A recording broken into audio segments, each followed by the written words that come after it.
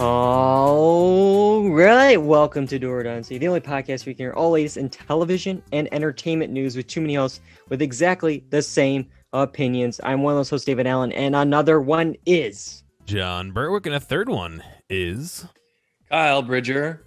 I would say that I am the Clarice, Starling, to John's Hannibal Lecter, to Dave's puts the lotion on its skin, Wild Bill.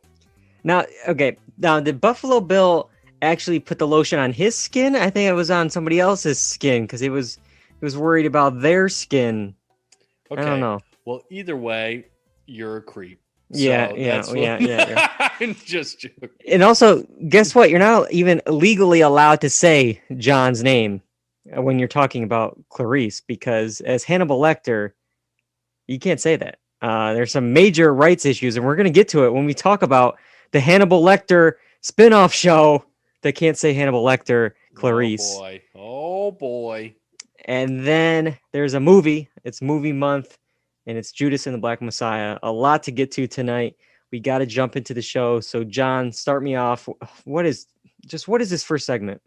In and Out Points.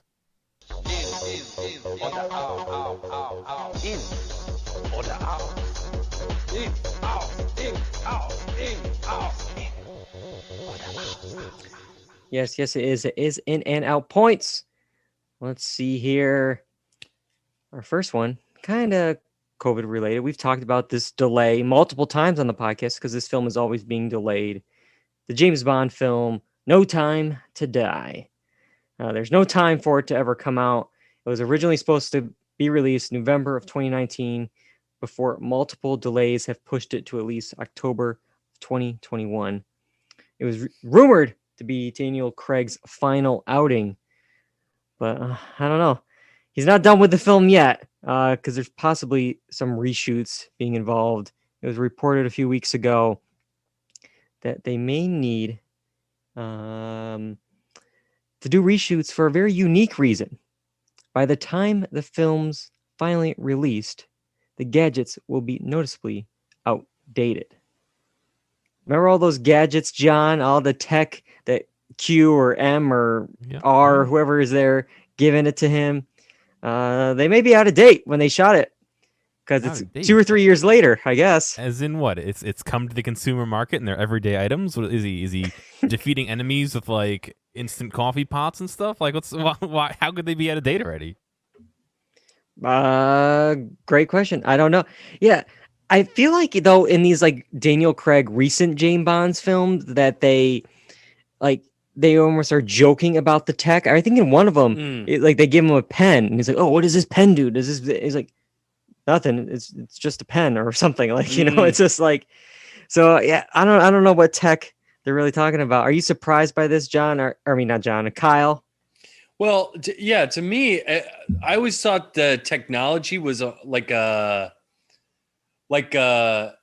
fictional thing that could be real. So I never envisioned that it was like actual real stuff that they are using in the field or something like that. But I mean, how elaborate is this technology? Like, I mean, it's not like CGI from 1995. I mean, I got to imagine they've got technology that, is still going to wow me. It's not like, oh my God, that technology was so 2019. Like, well, I'm just wondering if it's like, because I'm sure it's a lot about like product placement type things. And it's like, oh, he has an iPhone 12, but they now have an iPhone 14 or whatever they're up to now. And it's just like, okay. Maybe he likes the iOS he's on. All right. So he's still, relax. Paying the installments. Those iPhones are very expensive, but what if it's like the car or whatever, it's the 2019 Ferrari. Now the people won't buy the Ferrari because it's an older model. It's like, I'm not buying the Ferrari to begin with. I don't have that kind of cash lying around. I wanted to be just like James Bond, and if I can't get the real Ferrari, I got to buy it used. I'll have to get the one from Casino Royale you had in 2006 or whatever. This is a little absurd to me. So I don't know. I don't get it. Yeah. I just feel bad for Daniel Craig that he wanted out. And remember, this guy did like press for this movie in spring of last year or something, didn't it's he? quite possible that this movie like screened for critics. I mean, he hosted SNL in March before they closed down Yeah, promoting this movie. I know. A while ago, yeah. I know. It's been a whole year. I mean, the original song is going to be out of cycle and come back into the music cycle. It's been going on so long. Yeah, I don't know. Let's see. We got a spokesperson here. Well, I guess an anonymous insider. I guess not really a spokesperson, but they're saying, quote, the problem is that some of these things were the very latest models back when they started filming, but by the time the movie comes out now, it'll look like Daniel Craig and all of his cast members are carrying something that has been out for ages. That really isn't the point of these deals. The big tech firms want the stars to have all the new up and coming products to promote them and sell them to fans. It means some of these scenes are going to have to be very carefully edited and looked at to bring things up to date. Okay, yeah, just put in a new close up. Like, Yeah. get an extra to put their hand in. How get the phone in there, and who cares? Yeah. I don't know. I can see like already a bunch of IMDb trivia where it's like, well, in this shot, they used the iPhone 65. And then in this one, they used the iPhone 12. Movie Whoa. mistake. But yeah, I don't know. I think that's enough of James Bond. We'll see. We'll see when it finally comes out if any of the tech works, and if it holds up, and if the film comes out. Period. we will wait and see. Dude, you are not going to look at this movie and be like, well, that technology, that movie would have been so much better if they used. Normally Bond's on the cutting edge, but it just seems like he's old in this one. Yeah. I don't know. All right. One more in and out point tonight, and it kind of has two parts. They're both about streaming services that have come out in the last year. So first, let's go over to Peacock. 33 million people have signed up for either the free or paid versions of the NBCU app. They were worried last year at this time. Oh, we're going to launch without the Olympics. Will it work? Well, they got 33 million people. What do you think about that number, Kyle? Is that good? With everything being considered? Well, it depends on how you look at it, because free and paid are very different subscribers. So, I mean, at least with free, you can get your commercials, right? Because they show commercials. So they can make their money that way. So that makes sense. So I think it is good for Peacock. I have my qualms with Peacock. I really think it's I don't know. I have just had my go rounds with Peacock, so I am not too pleased with them. But I think it is impressive. I mean, I wonder how many people just went over for The Office. Yeah. But some of the business practices that they're using in order to get these subscribers, I don't agree with. Yeah, Music's in the chats. Like, how many of those 33 million are free? Yeah, that's a great question. I mean, I'm a free subscriber. I signed up for it. I don't know the last time I even accessed the app. I can't even remember, because they also don't have that kind of content. Yeah. I mean, one of their big buzzy shows that they had was Brave New World. Well, that got canceled. Mhm. Was the one that they found success with is the Saved by the Bell reboot, but that's like what, one out of a year's worth of content. Yeah. And they're banking on the Olympics again, and I don't know. What do you think, Kyle? Time will tell, but it doesn't seem like something that's coming in the next few months, does it? I mean, it depends on how bad Japan wants. I mean, it would have to be serious bubble action. Yeah. I mean, and to put all those people on planes, Quarantine for 2 weeks. yeah, I don't know how realistic it is. I mean, it's possible, but there's no way. They would have to do multiple tests before they took a plane, then take a test immediately when they get off. And there's a possibility that when you're there, I don't know. Like, it would have to be a bubble. They wouldn't be able to go anywhere. They'd have to stay on the Village And from past in and out points we've had with the condom program, Yeah, I'm sure they'll be fine. that's where my mind was going. But you know, it's a very real thing. And if somebody breaks that bubble, I don't know how feasible it is, you know? Yeah, like can you imagine back in the day, Michael Phelps, our prize person going into the race for that gold medal, COVID, and Yeah. he's out for the count and he's not going to Yeah. compete this year. It's like, well, you know, a lot of you know, as we kind of mentioned with Bond, a lot of sponsorships on the line. NBC has a lot of money invested in this. This is kind of their cash Mhm. cow. It's in the logo of their lower third there and for every single thing that they Mhm. air. This means a lot to them, but well, they may not have the Olympics. They do, however, as of January 1st, have The Office. NBCU chief Jeff Shell said The Office is doing very well for the service, almost too well. He said, quote, very pleased with how The Office is doing. Our usage among our customers is actually higher than we think the usage was among Netflix customers. And more importantly, what's happening is we're seeing that people who are watching The Office on Peacock are watching lots of other comedies. So it's really driving Parks and Rec and really driving Brooklyn Nine-Nine amongst others. So there's kind of an ecosystem effect. Dude, those are their only comedic hits. That's why it makes sense that they would get more like viewership because those are their hits. And they're good that they are going back into their little stall that, you know, NBC Universal has. But how can he sit there and say, "Oh, it's doing better than at Netflix" when Netflix doesn't give out their ratings No. and he's not an executive there? Yeah. This is Netflix- total talking out of your butt. I think it's doing so well. It's so good. Yeah. So good. It's the best ratings ever. It's just so stupid. That's a pretty good impression. I don't know who it is of. I blocked that guy out of my mind. But yeah, how on earth does he know? Because Netflix doesn't even tell its own creators, its own stars what the ratings are. Why would they tell a competitor what the ratings were for them to then say, "Oh, it's actually doing better on our platform than on the"? Get out of here. What if that was part of their agreement for having The Office on Netflix that they had to get the reports? I Could be mean, possible. it's possible. I will also say the fact that, okay, Netflix has 203 million subscribers.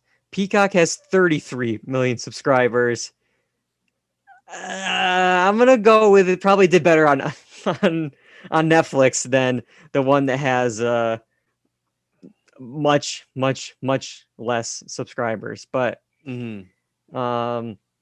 Peacock is doing everything it can though to capitalize on The Office.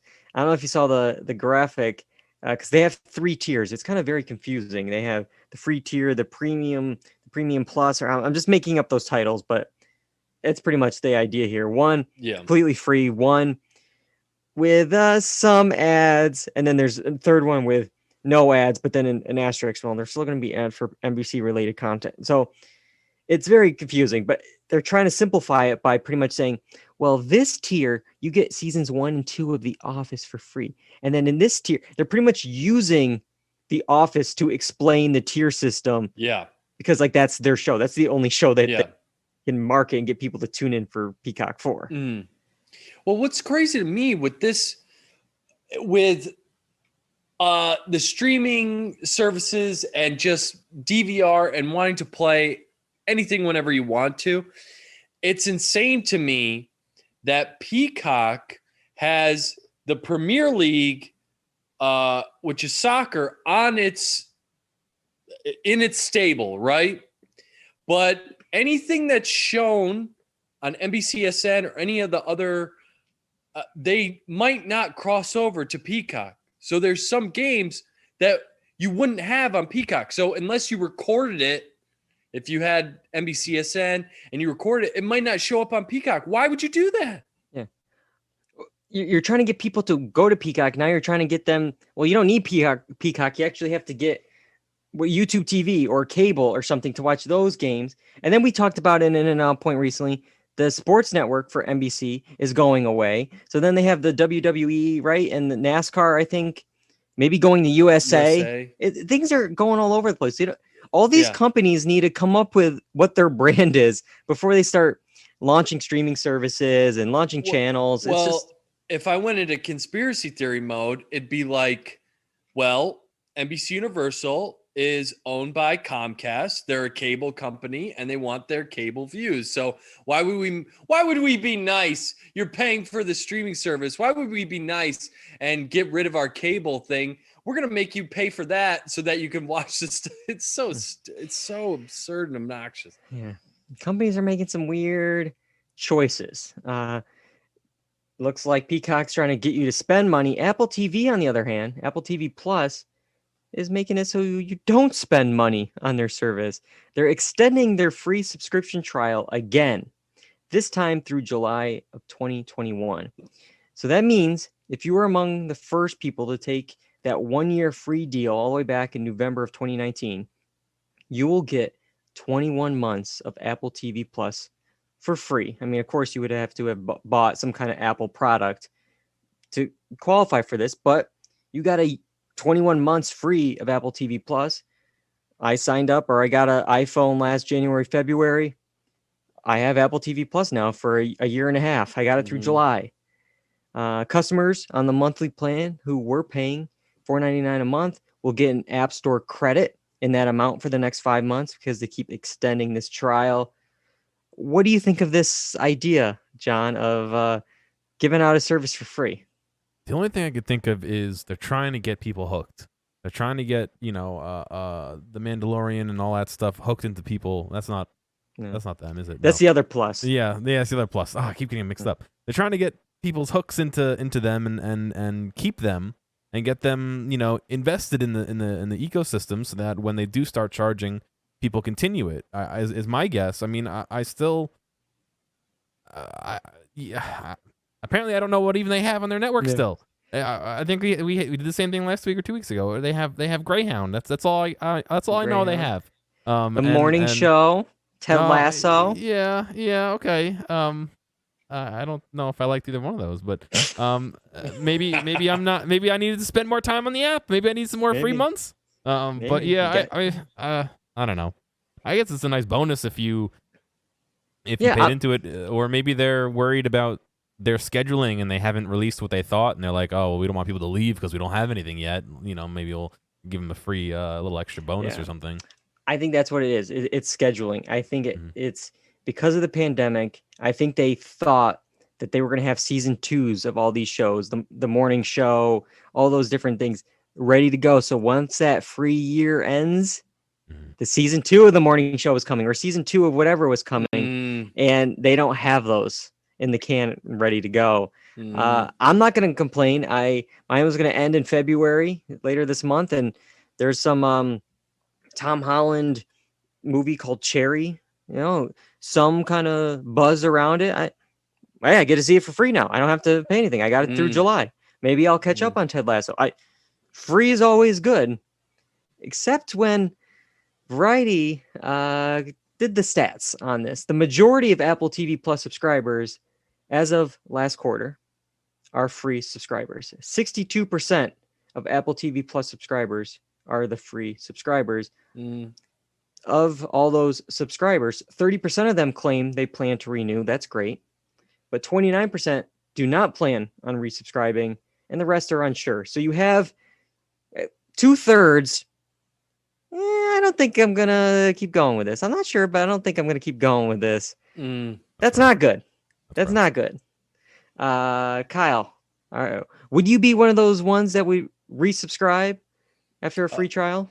With what they have now, no, I wouldn't, unless I heard something really, really good was coming, but they just don't have the content. And I think this is all about them actually really hurting, and their service not being what they thought it would be. So I think that's all that this decision is boiling down to. You try and keep them around long enough. Here's the thing about giving stuff for free. You give it away free for too long, people don't want to pay for it anymore. So they might try and find another way to find the content. But especially with how many streaming services are out now. I mean, what do we have? Peacock came out after. HBO Max came out after, right? Yeah. Both those streaming services came out after Apple TV Plus. So, I mean, you keep adding more of these things, it's going to make it less likely that people subscribe to yours. And it's just a numbers game at this point.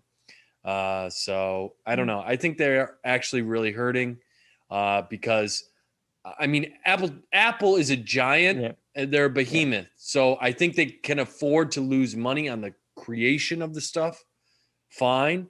But if those numbers don't start to even out soon, it's just, how can you justify keeping open a studio? Basically, it doesn't make any sense. Yeah, I mean, okay, yeah, sure. The phones and the software is paying to keep the lights on, but there's that room in the back where the lights keep turning off, and that's the streaming service. Because it's just money going down the drain. It's just going there without any benefit. But I don't know. I'm gonna be on it at least till July, till they renew it again for me. We'll see. But I think mine's like August. Look at you! Look at you! Yep. All right, an extra month, but all right, we got two shows, or one show and a movie to talk about. In order to talk about them, we have to go back. So, guys, send us back. We're back, baby. Gotta get back in time. Just a bit late. A little late. Yes. All right. Well, Clarice, the series premiere, The Silence is Over. It's February 11th on CBS, set in 1993, a year after the events of The Silence of the Lambs. The series dives into the untold personal story of Clarice Starling as she returns to the field to pursue serial murderers. Dun, dun, dun. All right, John, start us off. Clarice. So I didn't see Silence of the Lambs. You've never seen it? Never seen it. Okay. So I was lost on that front. I have to admit I don't know if it was because I wasn't able to pay enough attention or if the show was a little bit confusing to follow, but I don't think I absorbed the episode very well. It just seemed like it was kind of, it didn't grab my attention. And because of that, I'm a little hesitant to say a lot about it. You know what I mean? I get it. But I didn't think it was bad. It's just it didn't grab me, and I couldn't hold on to it. You know what I mean?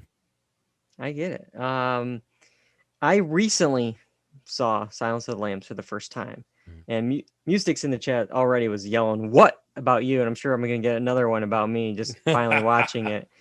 So I definitely picked up on a lot of things that they were trying to do here. Some good, some bad. We'll get to that.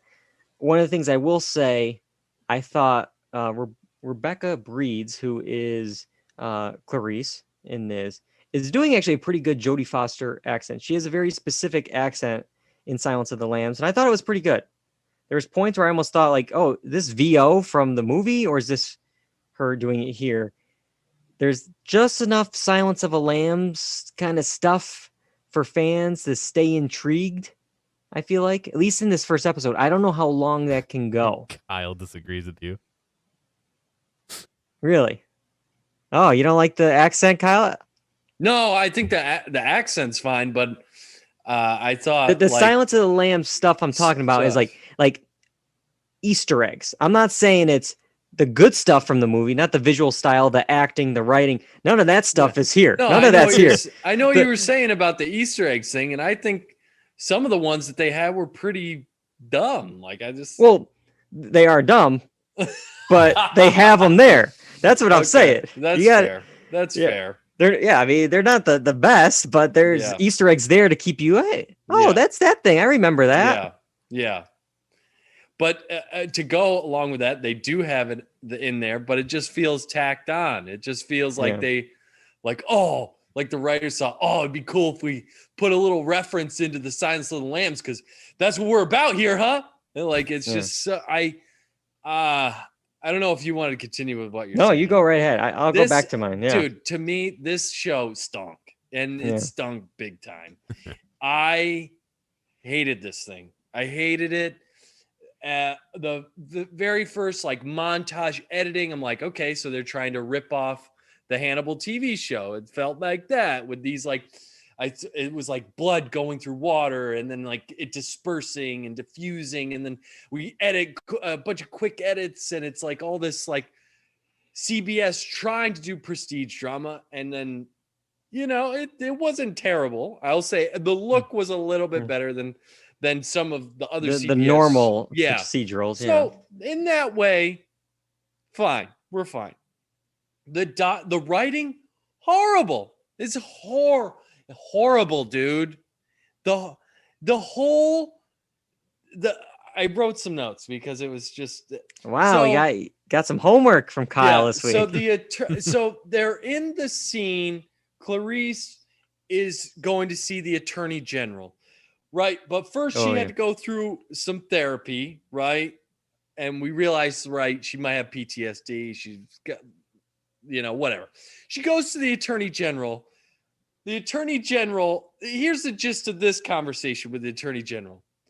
You suck, but you're the only one that can do this job, but still you suck and you will do this because you don't have a choice, but you still suck kind of thing. So that was that.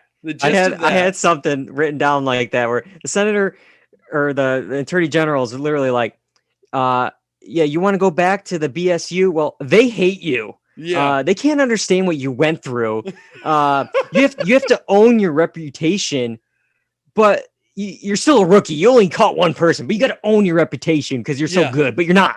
I know. And then it was like, but you're the only one that can help with this case. It was like, what are you talking about? This is all over the place.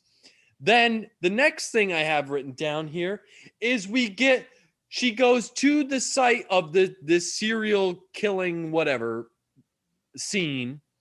And of course we get the other detective who's got to keep her in line and is like, you know what? We don't do things around here like you're used to. We run it by my rules, right? And it's just like, can we get more cliche? This sucks. Yeah. This stinks. I wrote the little things in my cop cliche thing here. It's so frustrating. And it's like that throughout. And then there's a ton of other stuff that we can talk about I don't want to steal all the time, but it's just, I just want to say this line. All right. The show is in 2021. There was a line of dialogue where she is talking. Well, okay, I will say the show is in 1993, but it's made in 2021. Yes. I'm saying it's 2021, right? As a society. Yes. So now it makes more sense, this dialogue that I'm about to say to you. But still, she asks, do you know what autism is? Or what the guy says, do you know what autism is? It's like, dude, yes. Like, that didn't need to be a line of dialogue. We are all in on it. Yeah, I don't know the background of it and like when it was prevalent in society for people to know what it is. But yeah. I guess that makes sense now. But yeah, I mean, it's possible. I just don't know the history of it. I will say, so I'll talk about a little bit about Silence of the Lambs in this, because yes, I agree with everything that you're saying, Kyle. It's not good, but the Silence of the Lambs stuff I was talking about is there to kind of spice this thing up, to kind of hook those Silence of the Lambs fans, because I think if you took those out, this is just a CBS cop procedural. Yeah. This is nothing special. Mm-hmm. This is, you've seen this before, but they're sucking the life out of these Easter eggs of, Buffalo Bill. We get a full recap and flashbacks to everything that happened in the movie with him. We get the stuff with like Catherine, I won't talk to Catherine. That was the victim from the well in Silence of the Lambs. But her mother is someone, very important. So she has to, work with her. And Catherine has the dog still, Precious or whatever the name was for the dog from the film.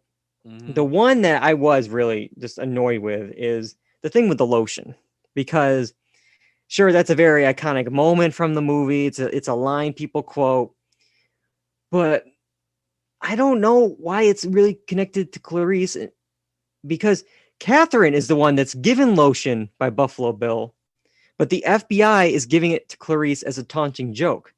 So it's like, first of all, did Clarice even have anything to do or even know about this moment? Because like she wasn't there. She doesn't know.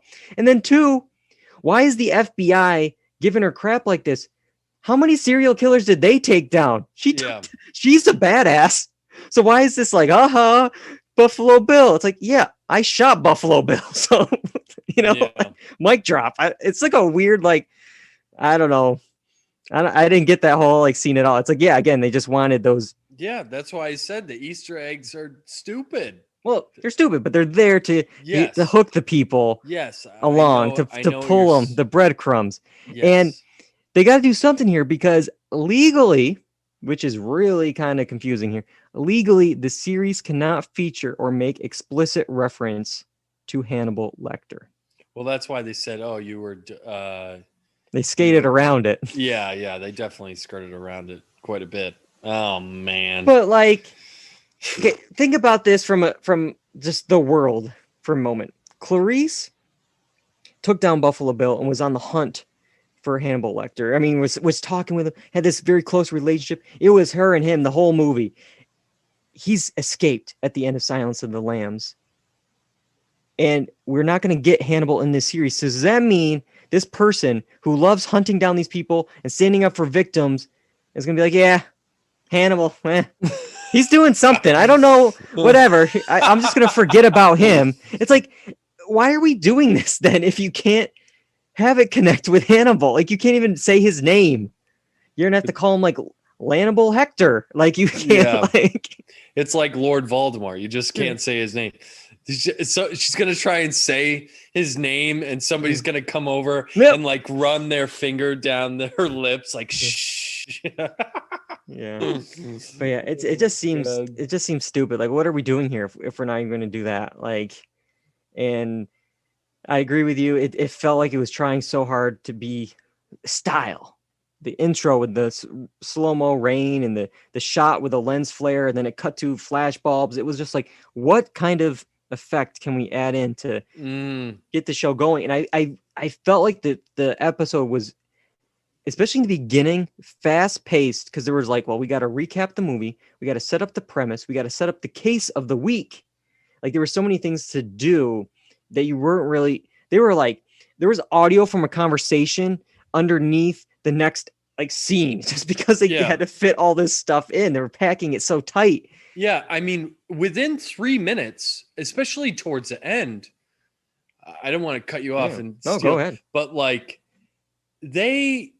we found out a conspiracy of like the two, whatever, the people that were getting killed were part of this bigger thing where they were part of this trial, and they caught the dude, and we found out all that information in like 3 or 4 minutes. I'm like, yeah, what is happening? Well, because this definitely goes through the procedural like beats throughout the episode. It's a case of the week type thing, which I think is a huge mistake, but you got to do that on network television because they're still they're still afraid to do the kind of serialized storytelling that you would see on cable because they think, oh, people are only going to tune into episode 4 and maybe 7, but they're going to miss 5, 6, and 8. It's just dumb. But yeah, I realized, okay, the episode is almost over, and I'm like, well, we're not even really close yet. Like, they don't really know anything. And then, well, there's 5 minutes left in the episode. They happen to stumble upon the killer. There he is, or we got him. We're ready for the next case next week. Yeah. It's just. Yeah. Yeah. I know that they want to have some kind of ending for a satisfactory ending for these procedural type things. It just, yeah, like you said, the pacing, I have that down as a note. The pacing's just all over the place. It's just, I wish they would do something more serialized because then it would feel more like the prestige TV that they want it to be. Because I feel like, to compare it to the other show that can reference Hannibal, but wasn't allowed to, I think, reference Clarice, was the Hannibal TV series on NBC. And, you know, sure, that was network TV. That was case of the week. But at least in that first season, they would have a case, but then there was some serialized storytelling between Hannibal and Will. And then by seasons 2 and 3, it got really like serialized and long form stuff, but you hooked the people by then. Yeah. And I don't know. I just think like, I was hoping that this could be something. CBS has had some luck recently with Evil. Critics have said, oh, it's actually a pretty good show, especially for network TV. So I was hoping, okay, with this, maybe we'll get something Hannibal-like.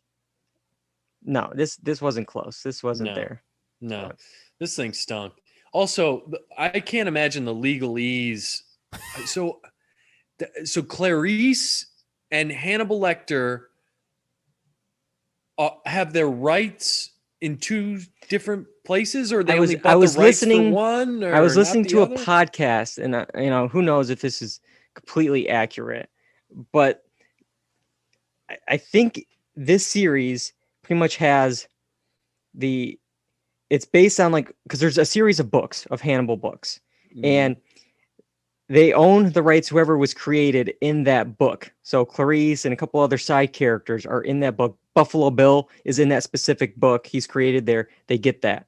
But Hannibal Lecter and some of the other characters were created in another book. And for some reason, whoever owns the rights of this, series had it chopped up. So it's like, even though Clarice and Hannibal were in a movie together, they only own the rights to Clarice and all those characters created in that book. And that was the one issue with Hannibal, the TV show, because a lot of them wanted to that was supposed to be one of the future seasons. Seasons 4 was supposed to kind of take on Silence of the Lambs, but they could never get the rights to it. Now, of course, it ended with season 3 anyways, but that was a good show, man. Yeah, if you want some Hannibal Lecter stuff, you go watch that show. So there you go. Skip Clarice, watch Hannibal instead. There you go. Our next thing to talk about is another movie. It was on February 12th on HBO Max, and it's Judas and the Black Messiah. This biographical film details the betrayal of Fred Hampton, the chairman of the Black Panther Party, in the late 1960s at the hands of William O'Neill, an FBI informant played by Daniel Kaluuya and Lakeith Stanfield, respectively.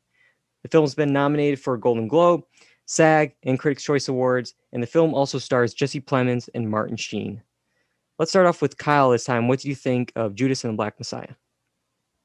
I thought this was really, really good. The performances were probably top notch all the way around. Lakeith Stanfield, Daniel Kaluuya, I think I pronounced it right. But dude, that guy is a monster, actor. He's so good. I was really impressed with Lakeith Stanfield, and I think her name is Dominique Fishback. Is that the woman's name? She does a good job as well. I think that is. Okay. But I thought the performances were really good. And just overall, really well done, and how they capture those performances, really good. I think we have an early Best Picture contender, legit one.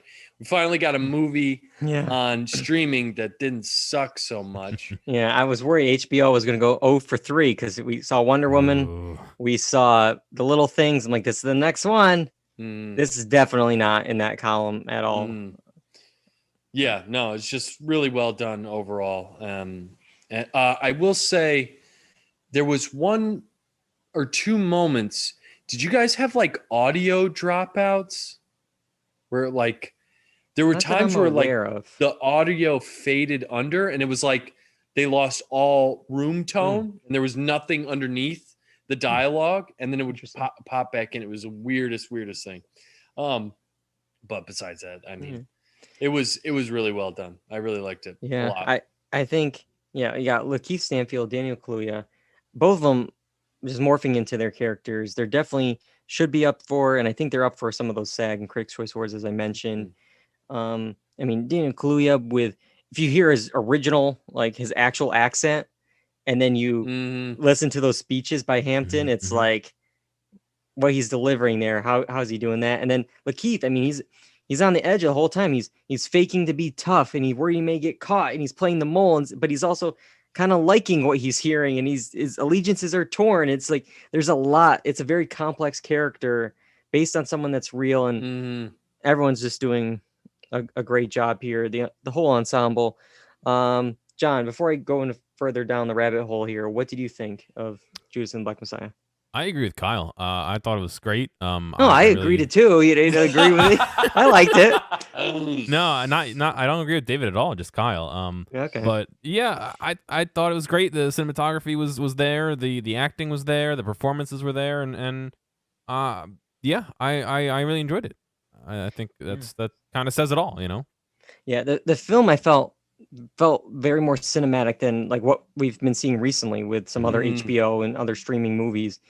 It just like even just the idea like they're jumping from the video kind of interview from more like a later on in the future versus talking about the story he's in now, and we're seeing those kind of two storylines go. And it's based on a real interview at the end, and I guess I'm gonna spoil the end and spoil history here, but the way we get a gut punch at the end, we see the real video that was shot, the real interview of O'Neill, and then we cut to a screen of all black, and we find out that O'Neill actually killed himself the night the interview actually aired, and you get hit there, and then you also get another gut punch with the death of Hampton, which we don't see really. I mean, we don't see it. The gunshots on screen.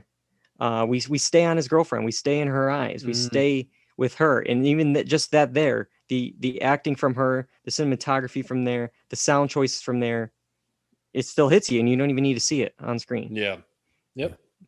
But I will say, this film also I feel like could work almost as a double feature with the Trial of Chicago 7, two streaming movies. Not only because of the subject matter, but you got evil President Bartlett here, J. Edgar Hoover, discussing Bobby Seale, discussing him being tied up at the trial in the movie. And I forgot about this, but Fred Hampton is in the Trial of Chicago 7, giving pretty much legal advice. The Black Panthers are there, sitting behind them during the trial. They even mention in that movie, which thankfully I kind of forgot, and also I just didn't know history because I'm just oblivious to this. They mentioned Hampton was shot during the raid in Trial of Chicago 7, which is a spoiler, quote unquote, for this movie.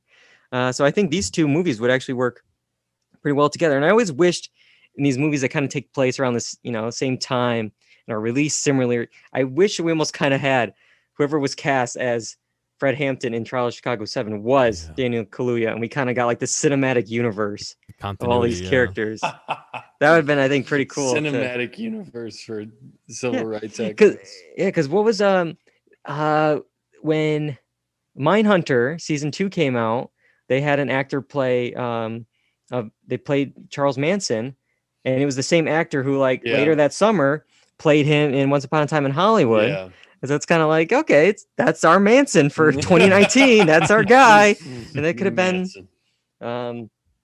but I will say, I'm not sure I 100% followed everyone's plans in this movie, the FBI's plans, the Black Panther Party's plans. There's the parts where I did get confused of just like, what does everyone think is going to happen in this? For instance, the cops are outside the headquarters of the Black Panthers. They're taunting them, and the Black Panthers open up the window. She's there with a gun pointed at. It's like, well, of course they're going to shoot, and then they kind of act surprised that a shootout occurred.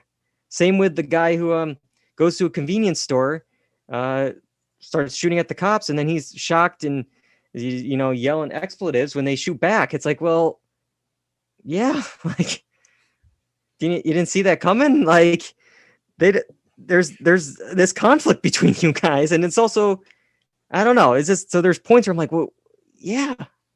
Well, I think with the raid on the house, or not the raid, but when they're sitting outside, I remember the cops saying, "We're going to come in there anyway." Yeah. So I think the Black Panthers were like, we're not going to just go down without fighting. Yeah. I think their whole thing was, we're going to stand up and fight the system that's trying to bring us down. Because God knows when they get in there, they might receive the same treatment that when they would have shot those people anyway. So it's just I think it was like a no-win situation. Yeah. That's what I'm kind of saying. It's just like, I just don't know like what they could have done, what they should have done. It's just they were just in a bad situation. Yeah. But, yeah. Nice to see a Get Out reunion here. Cluya, Lakeith Stanfield, Lil Rel is even in the movie. I know. They got the whole gang in this. Just missing who is he supposed to Williams. be? Lil Rel. Who is he supposed to be in this little plan? Was he part of the FBI? Was he like? I guess he's at least working with the FBI because he had Lakeith Stanfield's fake FBI badge that they compensated him off of him in the opening scene. Yeah. So that's like another just like good movie moment where it's like, let me see your badge. And all he does is pass the badge and it's, Lakeith's badge. And that just says everything right there. It's like, he's with the FBI because that's your fake badge. There. See if I can find who Lil Rel is playing. He's just Wayne. He's an undercover FBI agent. Yeah. So. Yeah, I mean, dude, this movie's good. Yeah. It's really good. Yeah. Yeah, breath of fresh air. See something good finally on the podcast and in movies. And we didn't even talk about probably the best part was, it's getting played. I think a lot of attention around the film universe is the speech. Yeah. I mean, the speech alone, the performance, how they bring you into it cinematically. Probably the most powerful moment of the whole entire movie. Yeah, definitely recommend this movie. I think we all do here. It's on HBO Max. Check this one out. All right. Got a couple other housekeeping things to take care of tonight, including a little, I don't know how it's a little review. It's kind of like a mini check-in, a quick check, if you will, maybe. Yes, a quick check. It's not the summer sub days. It's the dead of winter, and we've been binging some stuff here. Kyle, what have you been binging? What's your quick check? Well, I just recently stopped watching New Girl. I went through a lot of it. I enjoyed quite a bit of it, especially those middle seasons. Very, very well done.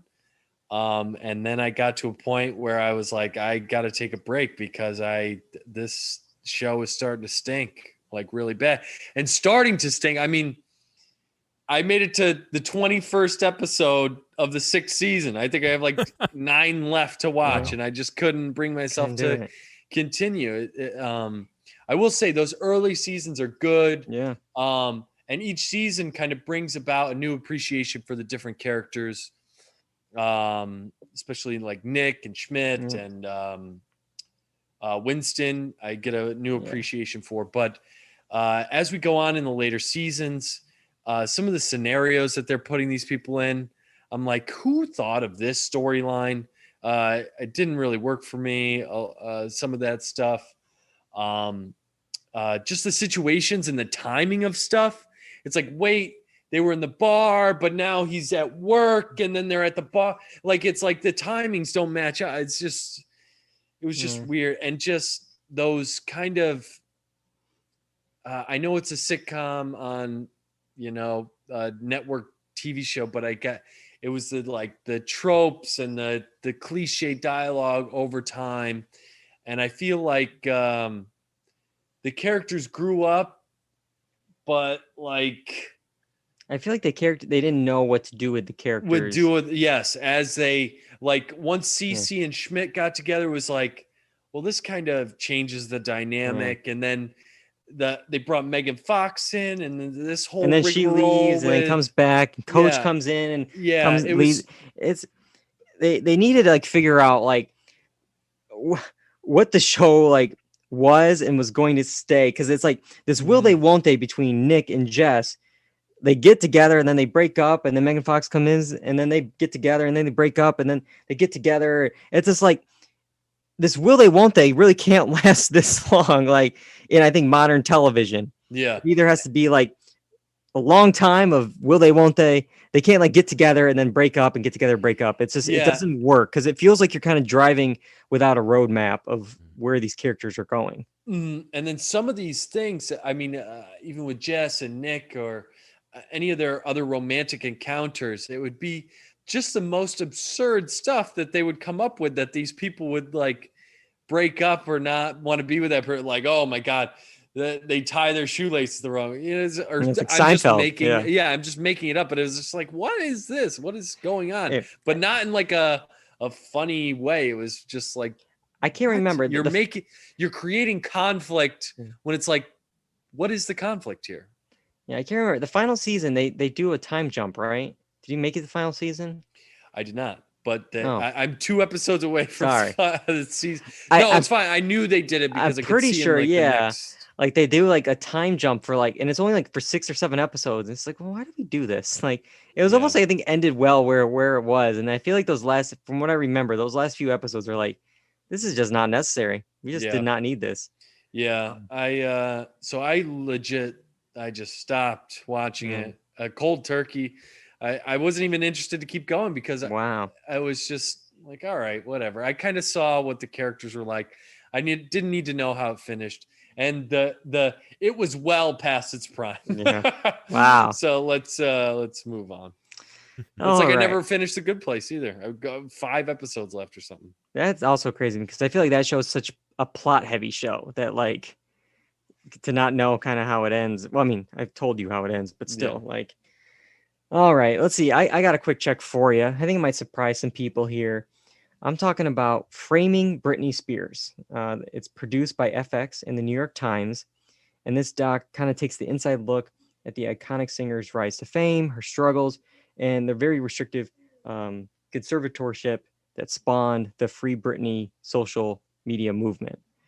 It's been in the news a lot. Saw it being buzzed online. I didn't really understand it. And I was kind of talking to my girlfriend. I'm like, what do you mean? Like this kind of, she can't do what she wants. Like she's Britney Spears. She can do whatever the hell she wants. Like she has the money. And there's like so much more to it than that. And the things that are being so restrictive towards her. There's so much to unpack here that it's only like an hour, 10 hour, 15-minute documentary episode.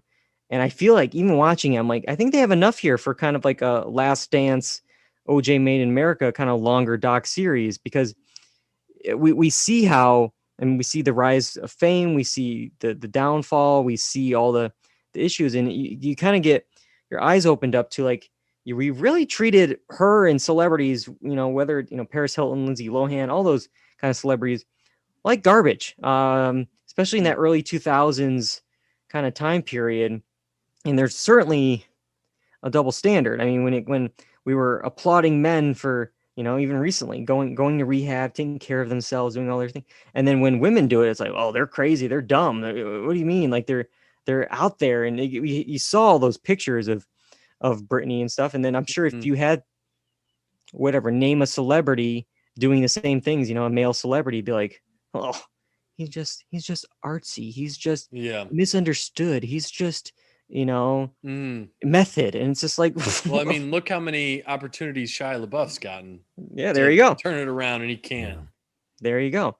And just watching, there's some people I feel like that are treated too well in the documentary. Like they have a lot of interviews with people, whether it's like the lawyers throughout the years or even some of the paparazzi guys. One of them, which took the infamous photos of take the umbrella after she shaved her head and was like, punched the window of a car or whatever. And these guys are making money off her just by taking her photo, following her along.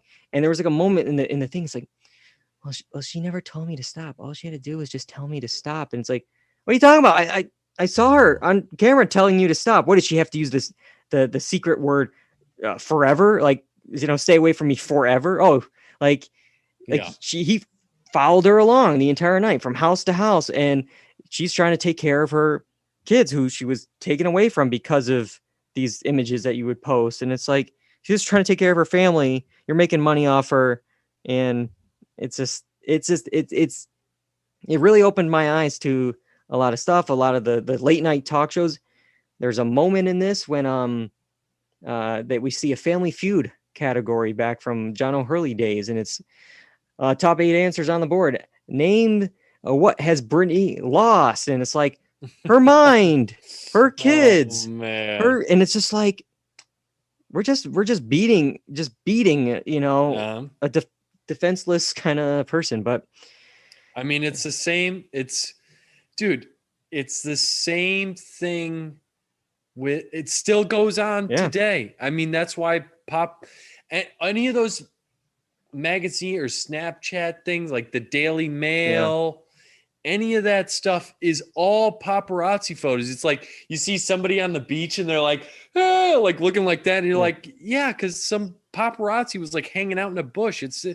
Dude, the celebrity culture is just weird. Yeah. It's weird. Yeah, so that's it. That's framing Britney Spears. One more thing to talk about tonight. It's John's quick check. What are you watching or playing, John? I recently played Buddy Simulator 1984. It comes out this Thursday, so probably by the time people are hearing this, it'll be fresh off the presses. The devs were nice enough to give me an advanced copy to play, and they actually ended up showing up while I was streaming it. I was, I think, one of the first people to finish it on stream, so there was a couple of them in there hanging out. The premise of this is you have a little a buddy simulator who wants to play some games with you, and you start off playing simple games like rock, paper, scissors, and hangman, and it starts asking you questions about, oh, when's your birthday, what do you are we good buddies, stuff like that, and as you go, it discovers a little game on the hard drive that was kind of hidden and deleted, and they start playing it, and it starts out as this text-based adventure where you're like, oh, go to the house, unlock door, and you're typing all that in, and it progresses through these different stages as the AI buddy starts improving the game, and it goes from a text adventure to a 2D kind of adventure, and then you eventually get to a more colorful 2D and 3D and all these different things, so that the game progressed through these different levels, and there's all these different weird I don't want to say glitches, but kind of like holes in the coding that you can kind of find and exploit, and your buddy will talk to you and be like, hey, don't touch those things. I don't know what they are. And depending on what you do, different things happen. And by the time I had finished, the dev said I got a neutral ending. I had only done about 2 out of 30 of the achievements that were on there, so it seems like there's a little bit deeper substance to it that I may have to go back and dive into once it releases and all the other achievements are available. But I really enjoyed it. It seemed like people who are watching it was really into it, and it's, like I said, it's coming out Thursday. It's definitely something to take a look at if you're into that kind of thing. So is it like a choice-based game? Because you said it's text-based in the beginning. So is it like starts? Yeah, in the beginning it starts. It starts off where there's you have the option to go like through a cave or through a forest, and depending on which one you go to, you can end up at a house with a shed and a playground, and you have to kind of go search for. You'll find like a key and buried in the sand in the playground or whatever, and you can go try and unlock the door of the house, and oops, there's another lock you didn't see, and you have to go search and stuff like that. But that's how it starts. But each different section of the game, as the AI improves stuff, is completely different play style and all that. So it drastically changes as you go through it. So that sounds cool. I got a little worried when I saw 1984. I'm like, oh god, we're gonna get a Wonder Woman cameo in there, but. Music says it was neat. I'm not sure if they're talking about your stream or the game, but it sounds interesting. Oh, both. There you go. Yeah. So all right. That's our quick check segment. That's what we've been catching up on, and we got a lot of things coming up in the next few weeks, including next week. Movie month continues. We got another one. This one is also picking up some Oscar buzz. Nomadland. I think that's on Hulu. And then we have 2 NBC sitcoms with some kind of big personalities behind them.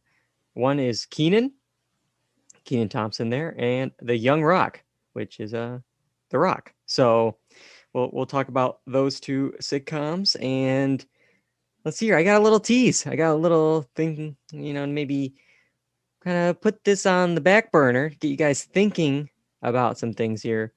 Favorite film franchise of all time? What's the best film franchise of all time drop us a line on social media, in the Twitch chat, whatever. Give us some ideas because it may come up in future episodes. Facebook, Twitter, and Instagram at Dual Redundancy. And you can find episodes of the podcast on YouTube, iTunes, Spotify, the blog, dualredundancy.com.